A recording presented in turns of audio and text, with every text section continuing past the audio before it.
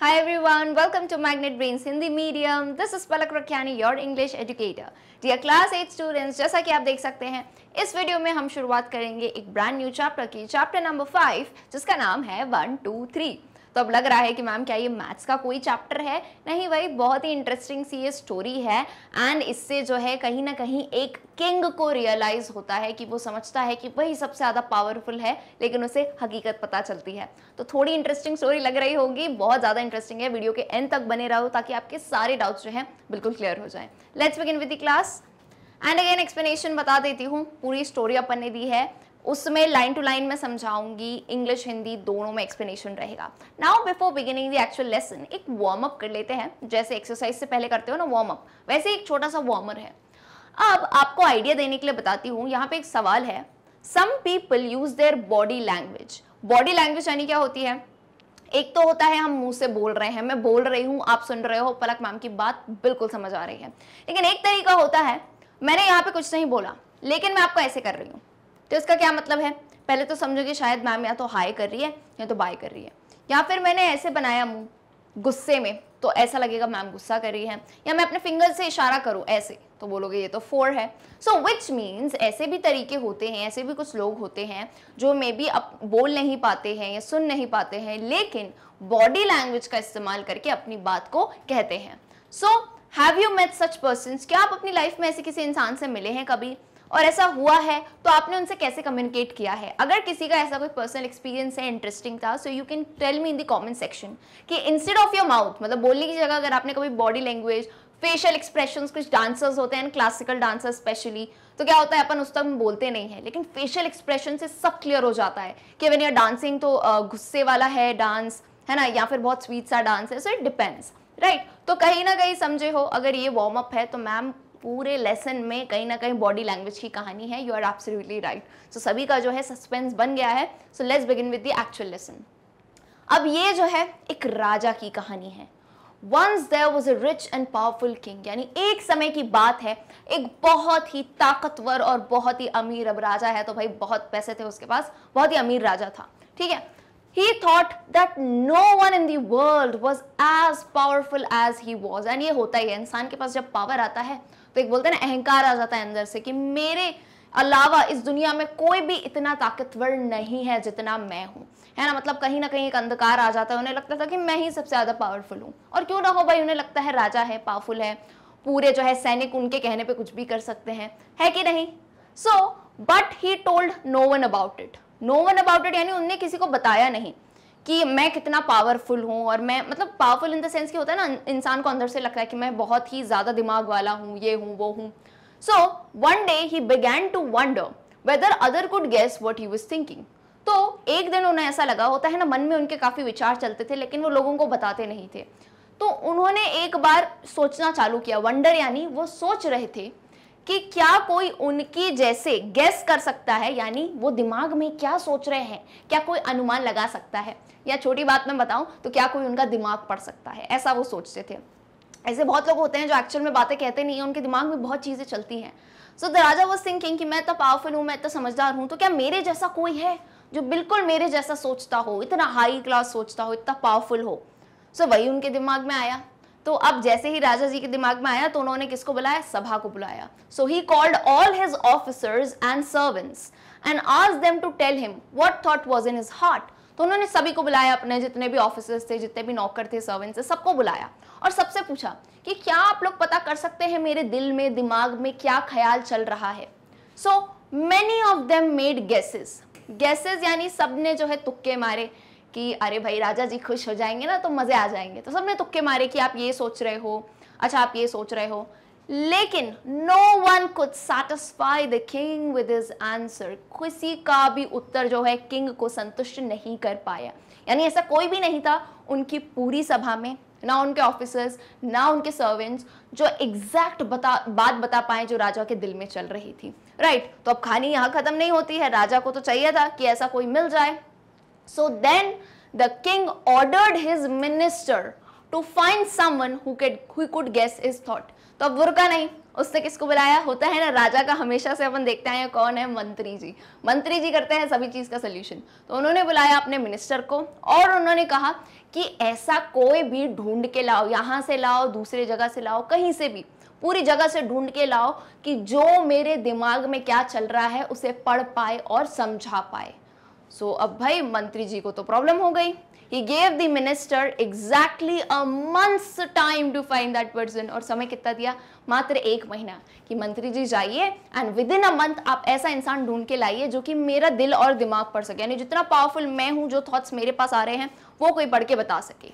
So now अब problem हो गई मिनिस्टर जी को, बोला ये नया काम सौंप दिया इन्होंने। So the minister searched everywhere but he could not find anyone who could guess the thought in the king's mind. तो अब मिनिस्टर की खोज चालू हो गई। उन्होंने हर जगह देखा, मतलब एकदम जो है ना ज्ञानी लोग भी देखे, काफी लिटरेट लोग देखे उन्होंने, सबके पास गए वो कि कोई तो हो जो राजा का दिमाग पढ़ पाए तो मेरी जान छूटे, पर नहीं, कोई भी नहीं मिला उन्हें अभी तक, someone who could actually read his mind. So अब देखिए क्या होता है, मिनिस्टर को तो प्रॉब्लम हो गई। Now as the month was coming to a close the minister became quite desperate. Month was coming to a close का मतलब क्या था कि महीने का आखिरी टाइम आ रहा था। याद है ना, 1 महीने का ही टाइम मिला था, तो अब आखिरी दिन आ रहे थे। अब वही होता है ना, आपके पास कोई डेडलाइन होती है, जैसे आपका मान लो आपको असेसमेंट है ना, असाइनमेंट सबमिट करना है, प्रोजेक्ट सबमिट करना है, और मुझे पता है सभी लोग ना आखिरी दिनों में करते हो, तो बिल्कुल नहीं, इंसान क्या होता है, डेस्परेट हो जाता है, यानी बेचैन हो जाता है। डेस्परेट का मतलब होता है बेचैन या परेशान हो जाता है कि अब मैं क्या करूं। और यहाँ तो प्रोजेक्ट की बात नहीं है, या तो ये राजा के मंत्री थे और उन्होंने ऑर्डर दिया था, तो अब ये बड़े कंफ्यूज हो गए। बट लेकिन यहाँ पे मदद करने आई है कौन, उनकी daughter. But his daughter cheered him up by saying that she would find the right man for the job। तो किसकी डॉटर, मंत्री जी की बेटी ने कहा, उन्होंने देखा कि भाई पापा निराश हैं, तो उनको चीयर किया, यानी उनको हौसला दिया कि आप चिंता मत करो, मैं जो है एक बिल्कुल सही इंसान ढूंढ के लाऊंगी जो कि ये राजा की जो है आंसर सेटिस्फाई कर पाए।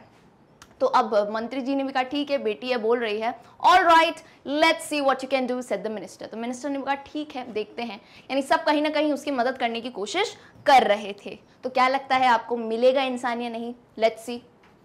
When the appointed day arrived the minister's daughter brought home a fool. Appointment day का मतलब क्या है, अपॉइंटेड डे मतलब कि जो दिन राजा ने कहा था कि 1 महीने के बाद एग्जैक्टली लेके आना, तो वो दिन आ गया था। और मिनिस्टर के डॉटर ने जैसे कहा था कि पापा मैं लेके आऊंगी, और वो किसे ले आई घर, एक फूल को। अरे फूल वो वाला फूल नहीं, ये है बेवकूफ वाला फूल। एक बेवकूफ को ले आई, बेवकूफ in the sense someone who is illiterate, जो पढ़ा लिखा नहीं था। किसे ले आई? The man was a shepherd in their farm. उन्हीं के खेत का एक भेड़ों को चराने वाला, जिसे होता है ना, जिसे हम गडेरिया कहते हैं या फिर, है ना, तो उसे ले आई, शेफर्ड को। अब सोचो शेफर्ड, वो मतलब इतने दिग्गजों के पास गए मिनिस्टर, उनको कोई नहीं समझ पाया, लेकिन अब ये ले आई एक शेफर्ड को। तो शेफर्ड राजा की बात कैसे समझेगा? The young woman asked her father to take the shepherd to the king. और वो आती है, कहती है ये हमारे खेत का शेफर्ड है, इसे आप लेके जाइए राजा जी के पास। So the minister was shocked at his daughter's choice. Minister नहीं, हम भी शॉक हैं कि डॉटर ने किसको चूज किया है, लेकिन अब मुझे लगता है ये लेके जाएंगे क्योंकि इनके पास कोई चारा ही नहीं है, और तो कोई है नहीं। So but since he trusted his daughter he took the shepherd to the king's court. So अब उसको अपनी बेटी पे भरोसा था कि यार कुछ तो शायद सोचा ही होगा इसने, तो वो उस शेफर्ड को लेके गया किंग के कोर्ट में, यानी उनके सभा में, वहां पे उन्हें लेके गया। The court had already assembled. Court assemble हो गई, यानी सभी लोग आ गए थे, सभी ऑफिसर्स, सर्वेंट, सब लोग आ गए थे, असेंबल हो गए थे। होता है ना पहले टाइम में राजा महाराजा कुछ कराते थे तो सब लोग असेंबल हो जाते थे तमाशा देखने के लिए कि क्या होने वाला है, तो पूरा कोर्ट असेंबल हो गया था। The minister presented the shepherd to the king. मंत्री जी आए, एंड मैं तो सीन इमेजिन कर पा रही हूँ कैसा होगा। पूरी सभा देख रही है कि ये किसे लेके आए हैं, एक शेफर्ड को। When the shepherd lifted his eyes to look at the king held up one finger। अब यहाँ से शुरू होती है बहुत ही इंटरेस्टिंग कहानी, ध्यान से सुनना। जैसे ही शेफर्ड को लेके आए मंत्री जी, किंग ने क्या किया, कुछ बोला नहीं। मैंने कहा ना बॉडी लैंग्वेज की बात अपन जब कर रहे थे, king didn't say even a word, king just held up one finger.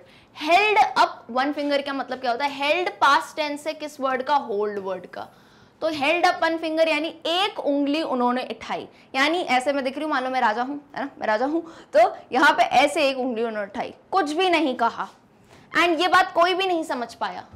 लेकिन eight this the shepherd held 2 fingers. किसी को कुछ समझ नहीं आ रहा है, राजा ने कुछ नहीं कहा है, राजा ने सिर्फ एक उंगली उठाई, एंड वहां पे शेफर्ड खड़ा था सामने, जैसे ही राजा ने एक उंगली उठाई, शेफर्ड ने ऐसे करके 2 उंगली उठाई। अब इसका मतलब तो हमें भी नहीं समझ आ रहा।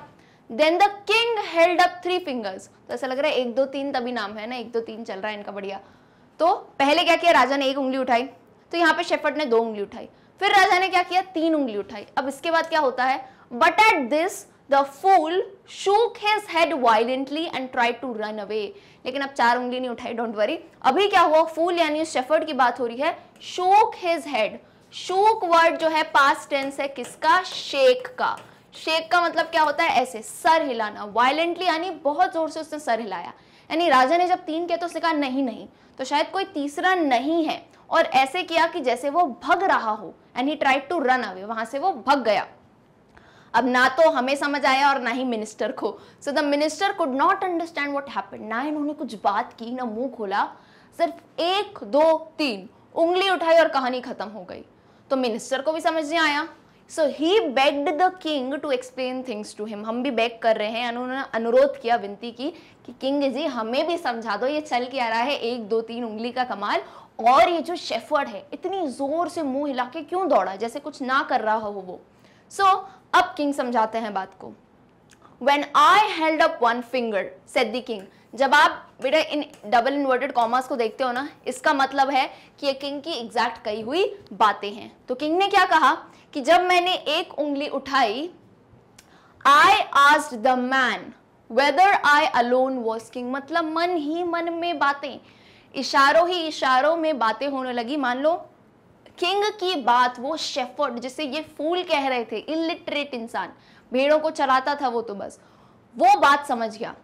यानी किंग ने जब 1 उंगली उठाई तब किंग ये कहना चाह रहा था कि मैं ही हूं एक जो इस दुनिया में सबसे रिच हूं और सबसे पावरफुल हूं, बिना कहे, सिर्फ ये उंगली उठा के, जो कि वो फूल समझ गया।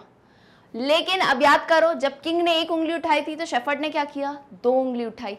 इससे क्या मतलब था उसका, by holding up 2 fingers he reminded me that there is also God who is at least as powerful as I am। तो यानी जब शेफर्ड ने 2 उंगली उठाई तो उसने किंग को रिमाइंड किया, यानी याद दिलाया कि भाई तुम में इतना पैसा आ गया है, तुम्हारे पास इतनी ताकत आ गई है, लेकिन भूलो मत कि दूसरा यानी तुमसे ऊपर भी कोई एक है, जिन्हें हम क्या कहते हैं, गॉड कहते हैं। तुमसे ऊपर गॉड है जो कि एटलीस्ट तुमसे ज़्यादा तो थोड़ा पावरफुल है ही है, तुम्हारे जितना पावरफुल। तो इससे शेफर्ड ने 2 करके उसे याद दिलाया, बिना कुछ कहे, सिर्फ इशारों में ही, बॉडी लैंग्वेज में।